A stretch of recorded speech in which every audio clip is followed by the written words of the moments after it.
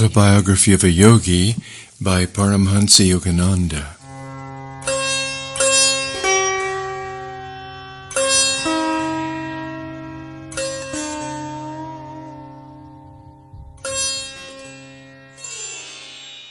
Chapter 17, Shoshi and the Three Sapphires.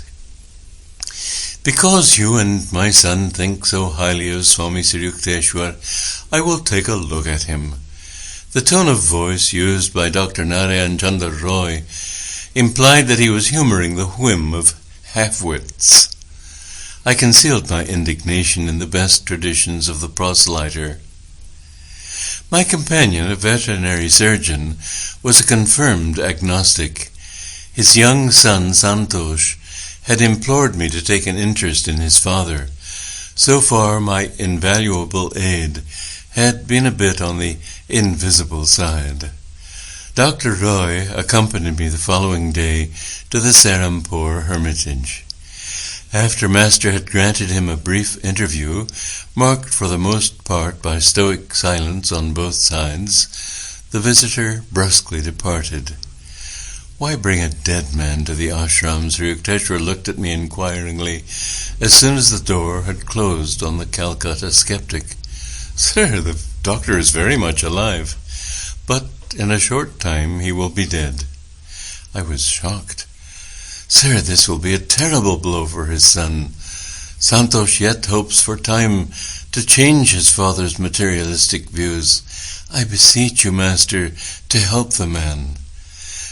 "Very well, for your sake." My guru's face was impassive.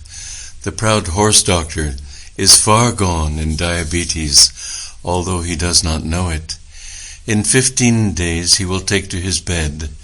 The physicians will give him up for lost. His natural time to leave this earth is 6 weeks from today.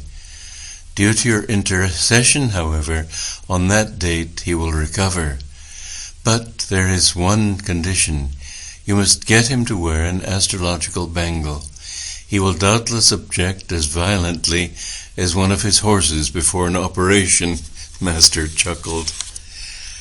After a silence, during which I wondered how Santosh and I could best employ the arts of cajolery on the recalcitrant doctor, Sri Yukteswar made further disclosures. As soon as the man gets well, advise him not to eat meat. He will not heed this counsel, however, and in 6 months, just as he is feeling at his best, he will drop dead. Even that 6 months extension of life is granted him only because of your plea. The following day I suggested to Santosh that he order an armlet at the jeweler's. It was ready in a week, but Dr. Roy refused to put it on.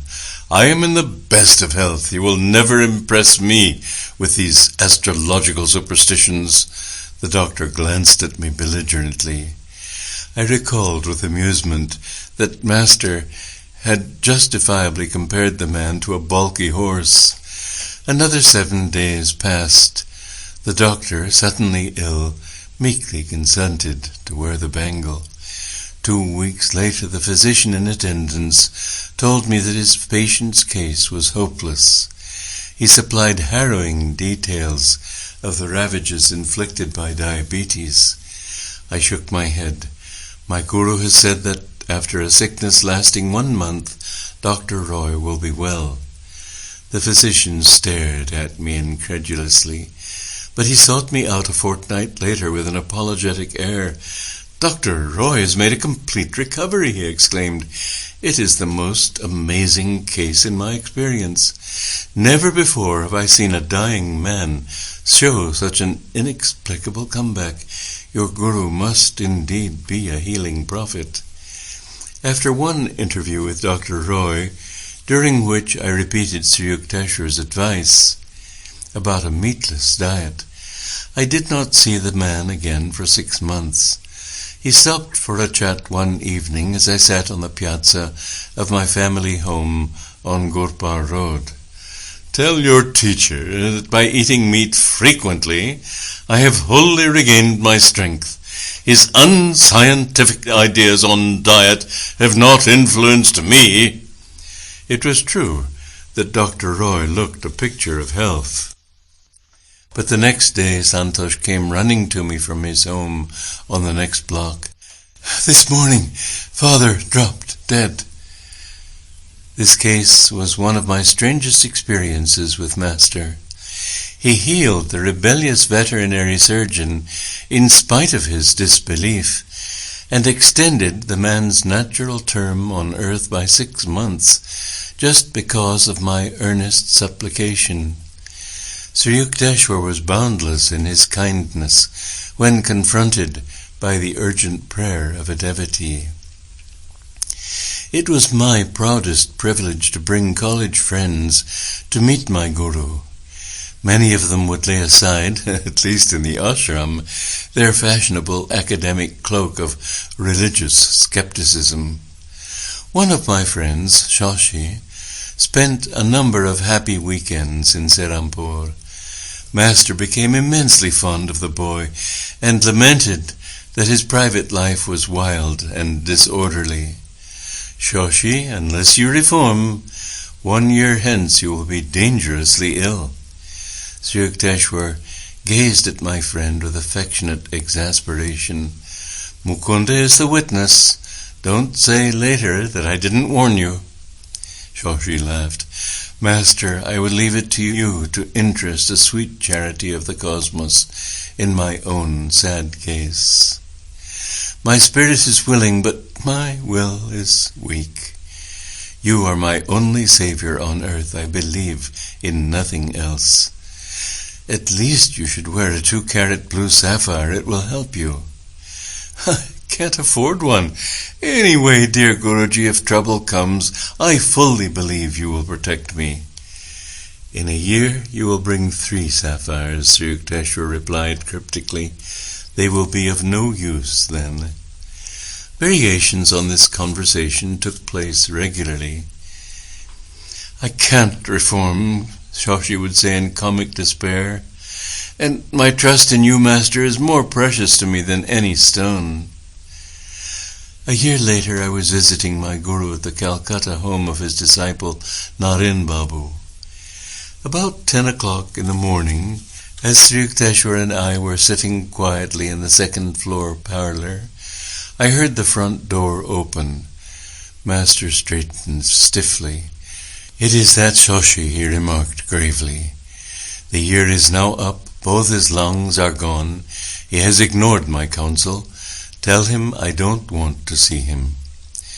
Half stunned by Sri Yukteswar's sternness, I raced down the stairway. Shashi was ascending. "Oh, Mukunda, I do hope Master is here. I had a hunch he might be." "Yes, but he doesn't wish to be disturbed." Shashi burst into tears and brushed past me. He threw himself at Sri Yukteswar's feet, placing there 3 beautiful sapphires. "Omniscient Guru, the doctors say I have galloping tuberculosis. They give me no longer than 3 more months. I humbly implore your aid. I know you can heal me." "Isn't it a bit late now to be worrying over your life? Depart with your jewels. Their time of usefulness is past." Master then sat sphinx-like in an unrelenting silence, punctuated by the boy's sobs for mercy. An intuitive conviction came to me that Sri Yukteswar was merely testing the depth of Shashi's faith in the divine healing power. I was not surprised a tense hour later when Master turned a sympathetic gaze on my prostrate friend.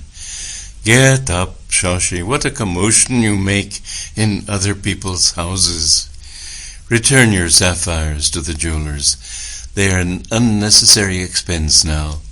But get an astrological bangle and wear it. Fear not. In a few weeks you shall be well." Shashi's smile illumined his tear-marred face like sudden sun over a sodden landscape. "Beloved Guru, shall I take the medicines prescribed by the doctors?" Sri Yukteswar's glance was longanimous. "Just as you wish. Drink them or discard them. It doesn't matter. It is more possible for the sun and moon to interchange their positions than for you to die of tuberculosis." He added abruptly, "Go now, before I change my mind." With an agitated bow, my friend hastily departed. I visited him several times during the next few weeks, and was aghast to find his condition increasingly worse.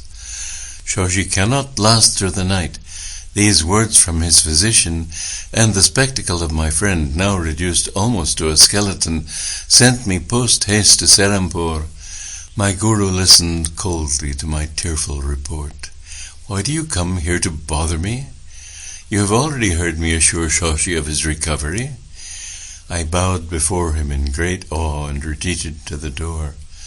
Sri Yukteswar said no parting word, but sank into silence, his unwinking eyes half open. Their vision fled to another world. I returned at once to Shoshi's home in Calcutta.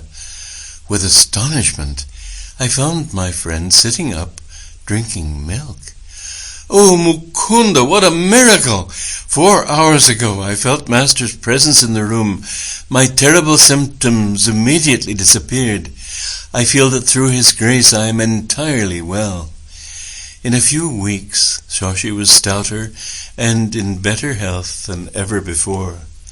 But his singular reaction to his healing had an ungrateful tinge. He seldom visited Sri Yukteswar again. My friend told me one day that he so deeply regretted his previous mode of life that he was ashamed to face Master. I could only conclude that Shoshi's illness had had the contrasting effect of stiffening his will and impairing his manners. The first 2 years of my course at Scottish Church College were drawing to a close. My classroom attendance had been very spasmodic. What little studying I did was only to keep peace with my family. My 2 private tutors came regularly to the house. I was regularly absent. I can discern at least this one regularity in my scholastic career. In India, 2 successful years of college bring an intermediate arts diploma. The student may then look forward to another 2 years and his A.B. degree. The intermediate arts final exams loomed ominously ahead. I fled to Puri, where my guru was spending a few weeks, vaguely hoping that he would sanction my non-appearance at the finals. I related my embarrassing unpreparedness. But Master smiled consolingly. "You have wholeheartedly pursued your spiritual duties, and could not help neglecting your college work. Apply yourself diligently to your books for the next week. You shall get through your ordeal without failure." I returned to Calcutta, firmly suppressing all reasonable doubts that occasionally arose with unnerving ridicule. Surveying the mountain of books on my table, I felt like a traveler lost in a wilderness. A long period of meditation brought me a labor-saving inspiration. Opening each book at random, I studied only those pages which lay thus exposed. Pursuing this course during 18 hours a day for a week, I considered myself entitled to advise all succeeding generations on the art of cramming. The following days in the examination halls were a justification of my seemingly haphazard procedure. I passed all the tests, though by a hair's breadth. The congratulations of my friends and family were ludicrously mixed with ejaculations betraying their astonishment. On his return from Puri, Sri Yukteswar gave me a pleasant surprise. "Your Calcutta studies are now over. I will see that you pursue your last 2 years of university work right here in Serampore." I was puzzled.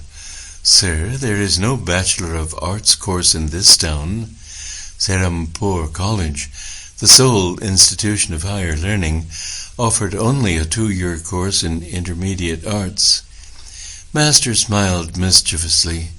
I am too old to go about collecting donations to establish an A.B. college for you. I guess I shall have to arrange the matter through someone else." 2 months later, Professor Howells, president of Serampore College, publicly announced that he had succeeded in raising sufficient funds to offer a 4-year course. Serampore College became a branch affiliation of the University of Calcutta. I was one of the first students to enroll in Serampore as an A.B. candidate. Guruji, how kind you are to me. I have been longing to leave Calcutta and be near you every day in Serampore. Professor Howells does not dream how much he owes to your silent help." Sri Yukteswar gazed at me with mock severity. "Now you won't have to spend so many hours on trains. What a lot of free time for your studies. Perhaps you will become less of a last-minute crammer and more of a scholar." But somehow his tone lacked conviction.